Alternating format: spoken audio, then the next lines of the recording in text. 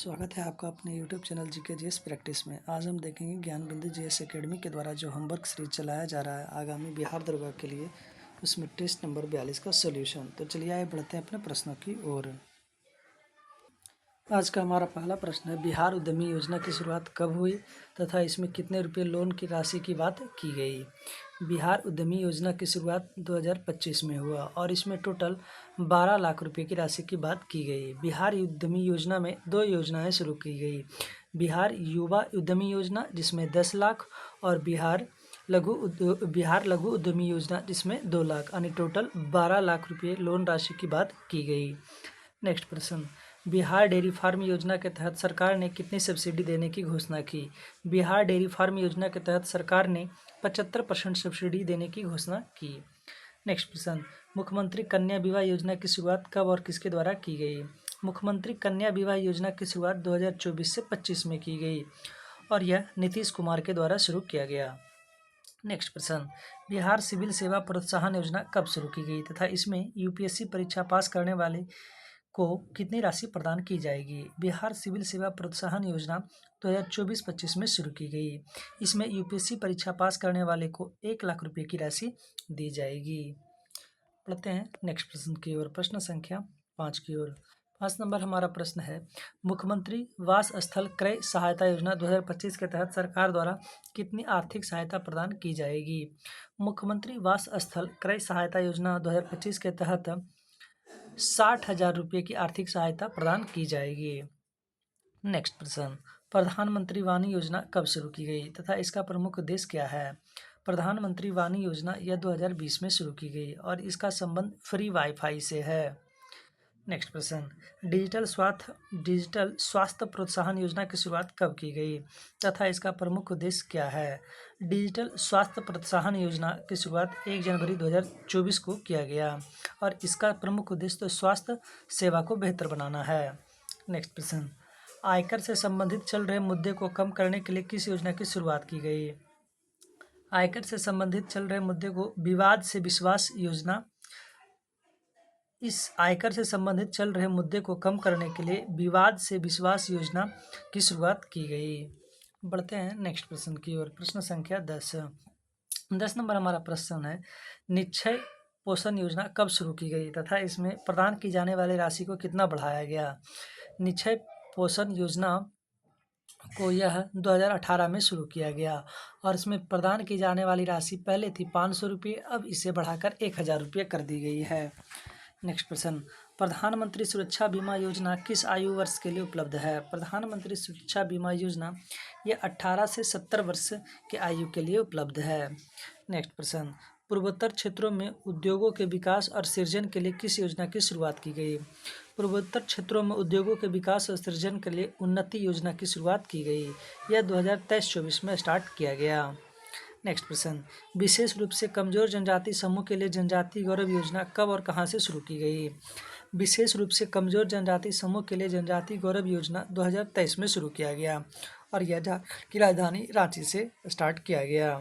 Next प्रश्न, अमृत धरोहर योजना कब शुरू की गई तथा इसका संबंध किससे है। अमृत धरोहर योजना यह 2023 में शुरू की गई और इसका संबंध मैंग्रोव वन से है। अब बढ़ते हैं अपने नेक्स्ट प्रश्न की ओर। नेक्स्ट प्रश्न 15 नंबर है। 15 नंबर में रिवीजन है हमारा पिछले करंट अफेयर्स का। पहला इसमें प्रश्न है, विश्वकर्मा योजना, लखपति दीदी योजना, गरीब शहरी आवास योजना की घोषणा कब और कहां की गई। इन सभी योजना की शुरुआत 15 अगस्त 2023 को किया गया न्यू दिल्ली के लाल किले से। प्रधानमंत्री ने इन सभी योजनाओं की घोषणा की। नेक्स्ट प्रश्न, आयुष्मान भव्य अभियान का शुभारंभ किसने किया। आयुष्मान भव्य अभियान का शुभारंभ द्रौपदी मुर्मू के द्वारा किया गया। नेक्स्ट प्रश्न, पीएम डिवाइन योजना का संबंध किससे है। पीएम डिवाइन योजना का संबंध पूर्वोत्तर से है। नेक्स्ट प्रश्न, पीएम प्रणाम योजना का संबंध किससे है। पीएम प्रणाम योजना का संबंध पृथ्वी सुरक्षा से है। नेक्स्ट प्रश्न, पीएम श्री योजना का संबंध किससे है। पीएम श्री योजना का संबंध खदान से है। नेक्स्ट प्रश्न, ग्राम उजाला योजना कब और कहां से शुरू की गई। ग्राम उजाला योजना 2021 में आरा से शुरू की गई, यह बिहार में पड़ता है। नेक्स्ट प्रश्न, बेटी बचाओ बेटी पढ़ाओ योजना कब और कहां से शुरू की गई? बेटी बचाओ बेटी पढ़ाओ योजना यह 2015 में शुरू किया गया पानीपत से। पानीपत यह हरियाणा में स्थित है। नेक्स्ट प्रश्न, मिशन इंद्रधनुष अभियान की शुरुआत कब की गई? मिशन इंद्रधनुष अभियान की शुरुआत इसका फर्स्ट संस्करण 2014 में स्टार्ट किया गया, वहीं सेकंड संस्करण इसका 2020 में स्टार्ट किया गया। अब बढ़ते हैं अपने नेक्स्ट प्रश्न की ओर, प्रश्न संख्या 16 की ओर। 16 नंबर हमारा प्रश्न है, हैदराबाद की स्थापना किसके द्वारा किया गया? हैदराबाद की स्थापना चिलकिलिस खां के द्वारा किया गया था, जिसे हम निजामुल मुल्क के नाम से भी जानते हैं। बढ़ते हैं अपने नेक्स्ट प्रश्न में, प्रश्न संख्या 17 में, फोर्ट विलियम की स्थापना कब की गई तथा इसका प्रशासक कौन था? फोर्ट विलियम कॉलेज की स्थापना 1800 में किया गया और इसके प्रशासक चार्ल्स आयर थे। नेक्स्ट प्रश्न, प्रश्न संख्या 18 नंबर प्रश्न है, बेदरा का युद्ध कब और किसके बीच हुआ था? बेदरा का युद्ध 1759 में हुआ था और यह ब्रिटिश ईस्ट इंडिया कंपनी और डच के बीच हुआ था, जिसमें डचों की हार और ब्रिटिश ईस्ट इंडिया कंपनी की जीत हुई थी। नेक्स्ट प्रश्न, सबसे अधिक क्रियाशील धातुओं को क्रम से लगाइए। Sodium, potassium, magnesium, calcium. तो इसमें सबसे अधिक अभिक्रियाशील है पोटेशियम, उसके बाद फिर सोडियम, उसके बाद कैल्शियम, फिर मैग्नीशियम। नेक्स्ट प्रश्न, सर्वाधिक तथा सबसे कम आयतन विभव वाला तत्व क्रमशः कौन है? सर्वाधिक आयतन विभव वाला तत्व हीलियम है, वहीं सबसे कम आयतन विभव वाला तत्व सीजियम है। नेक्स्ट प्रश्न, अत्यधिक ताप पर गर्म किए जाने वाले कांच के बर्तन किस कांच से बने होते हैं? अत्यधिक ताप पर गर्म किए जाने वाले कांच के बर्तन पोटास कांच से बने होते हैं। नेक्स्ट प्रश्न, रासायनिक पदार्थ बेकिंग सोडा तथा धोवन सोडा का रासायनिक नाम क्रमशः क्या है? बेकिंग सोडा का नाम सोडियम कार्बोनेट है, वहीं धोवन सोडा का नाम सोडियम कार्बोनेट है। बेकिंग सोडा का नाम सोडियम बाइकार्बोनेट है और धोवन सोडा का नाम सोडियम कार्बोनेट है। अब बढ़ते हैं अपने नेक्स्ट प्रश्न की ओर, प्रश्न संख्या 23 की ओर। 23 नंबर हमारा प्रश्न है, मानव शरीर की समस्त अस्थियों को कितने भागों में बांटा गया है? मानव शरीर की समस्त अस्थियों को 2 भागों में बांटा गया है, इसमें अक्षीय और उपांगीय। अक्षीय में टोटल अस्थियों की संख्या 80 होती है, उपांगियों में टोटल अस्थि की संख्या 126 होती है। नेक्स्ट प्रश्न, मनुष्य के कान में तीन प्रकार की हड्डियां पाई जाती है, वे कौन सी है? मनुष्य के कान में तीन प्रकार की हड्डियां पाई जाती है, ये हैं इनकस, मैलियस और स्टेपीज। बढ़ते हैं अपने नेक्स्ट प्रश्न की ओर। अस्टर्नम नामक हड्डी मानव शरीर में कहाँ पाई जाती है? अस्टर्नम नामक हड्डी मानव शरीर के छाती में पाया जाता है।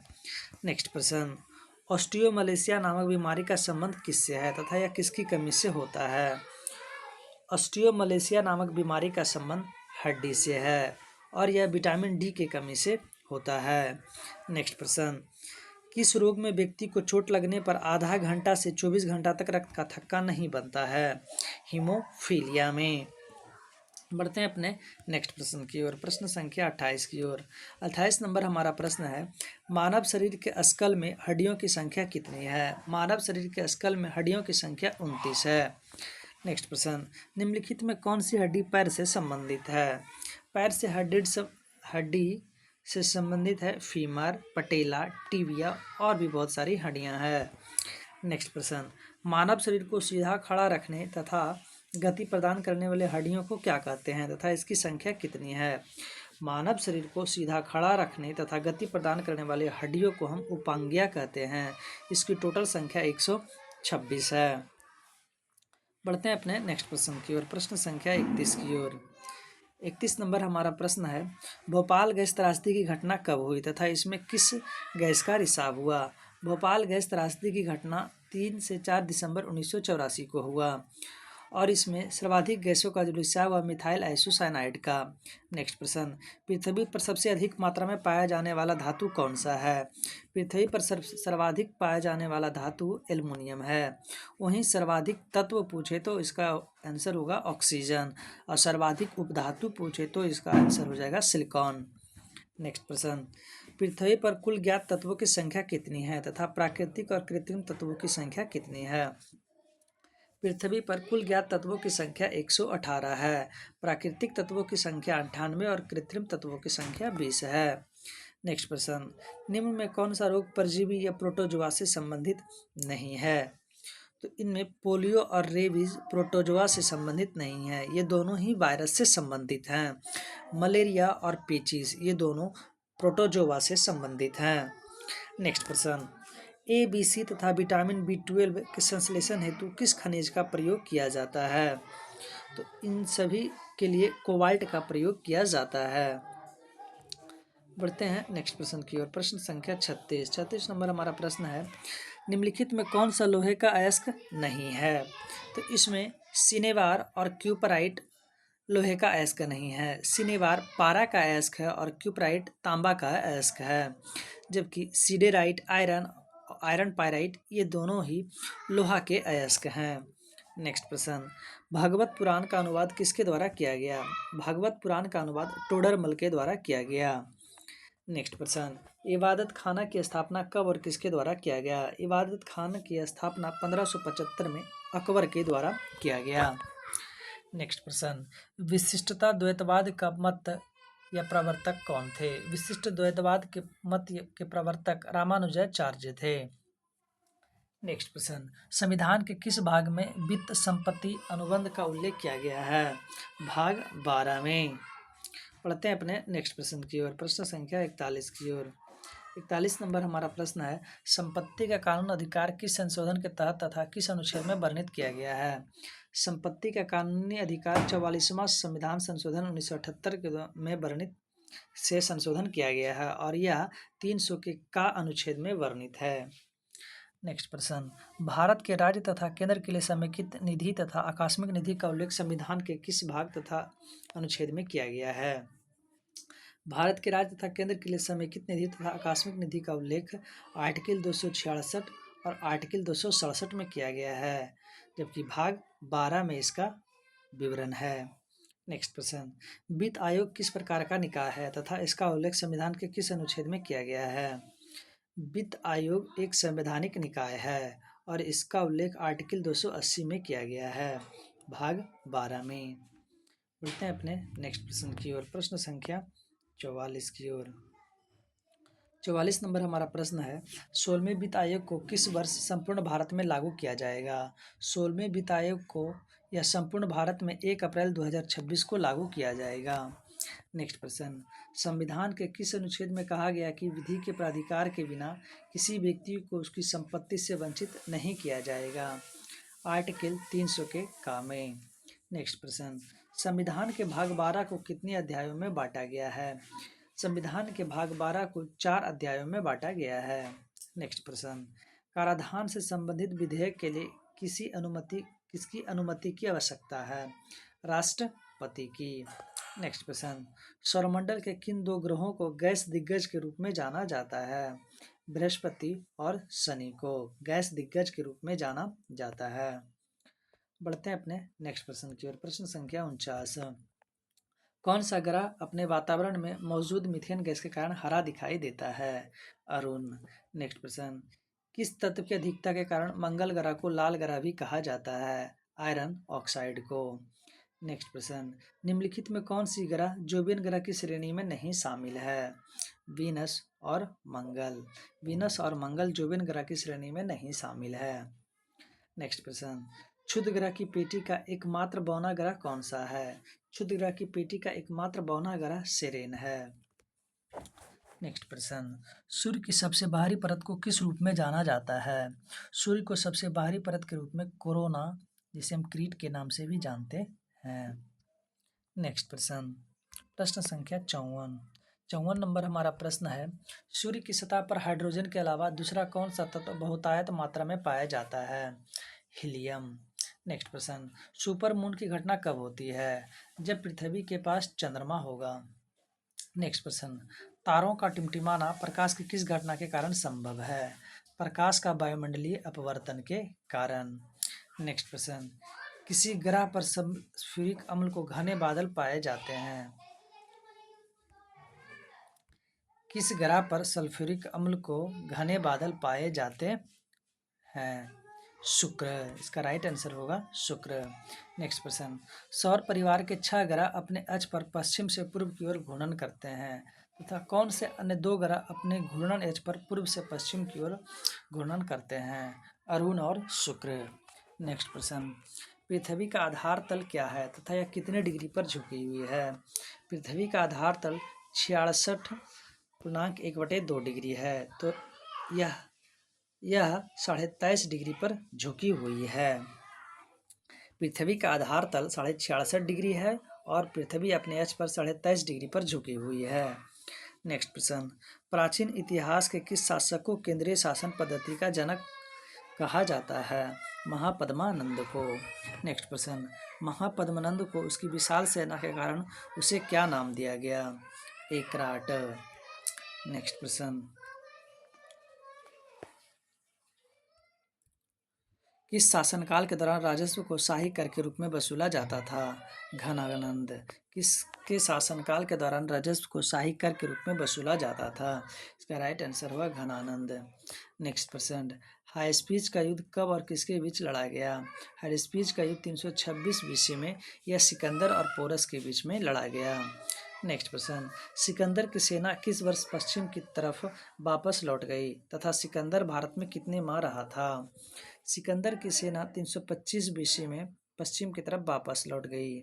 यह ब्यास नदी को पार करने से इसकी सेना ने इनकार कर दिया। सिकंदर भारत में 19 माह रहा था। नेक्स्ट प्रश्न, सिकंदर ने भारत पर आक्रमण के लिए किस दर्रे का प्रयोग किया था? खैबर दर्रे का। नेक्स्ट प्रश्न, भारत के पहले ऐतिहासिक सम्राट के रूप में किसे जाना जाता है? महापद्मानंद को। नेक्स्ट प्रश्न, रथ मुसल और महाशिलाकंटक किसके द्वारा प्रयोग किए गए नवाचार थे? अजात शत्रु के द्वारा। पढ़ते हैं अपने नेक्स्ट प्रश्न की ओर। प्रश्न संख्या 68 सही सुमेलित कीजिए।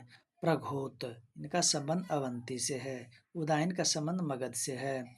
प्रसेनजीत का संबंध कौशल से। वहीं अजात शत्रु का संबंध मगध से है। अब नेक्स्ट प्रश्न, प्रश्न संख्या 69, पहला ईरानी शासक जिसने भारत के कुछ भागों को अपने अधीन किया था? डेरियस प्रथम। इसका राइट आंसर होगा डेरियस प्रथम। नेक्स्ट प्रश्न, काशी और लिच्छवी का विलय मगध साम्राज्य में किसने किया? काशी और लिच्छवी का विलय मगध साम्राज्य में अजात शत्रु ने किया था।